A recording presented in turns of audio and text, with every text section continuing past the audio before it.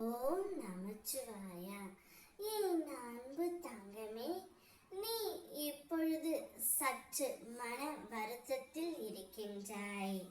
உனக்கே தெரியாமல் உன்னுடைய துணை அலைபேசியில் பேசிக்கொண்டு இருக்கின்றார். அது யாருப்பா? எனக்கு தெரியாமல் என்னுடைய துணை அலைபேசியில் பேசி வருகின்றாரே, யார் என்று உனக்கு தெரிந்து கொள்ள வேண்டுமா? இதை முழுமையாக கேள் தங்கமே, உனக்கே புரியும். உனக்கு கஷ்டம் வரும் பொழுதெல்லாம் என்னை நினைத்துக்கொள். உனக்கு உறுதுணையாகவும் வழி நடத்துபவனாகவும் நான் உனக்கு கூட நின்று துணை நிற்பேன். இப்பொழுது உன்னுடைய துணை உனக்கே தெரியாமல் உனக்கு தெரிந்த ஒருவருடமே பேசிக்கொண்டு இருக்கின்றார்.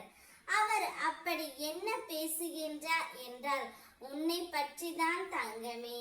உன்னுடைய அன்பை பற்றியும் உன்னுடைய அரவணைப்பை பற்றியும் அவர் அவருடன் பேசிக்கொண்டு இருக்கின்றார். அவர் நெருங்கிய நண்பருடன் தான் பேசிக்கொண்டு இருக்கின்றார்.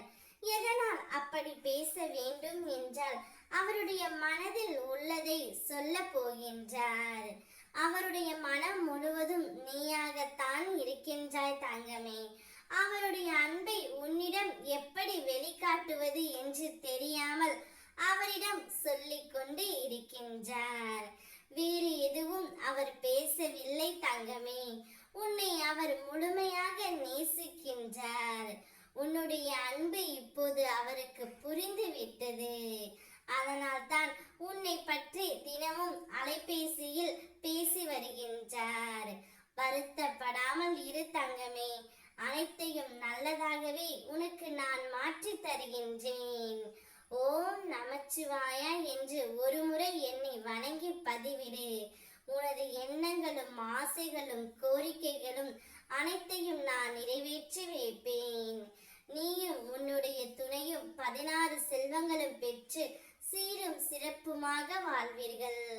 ஓம் நமச்சிவாயா.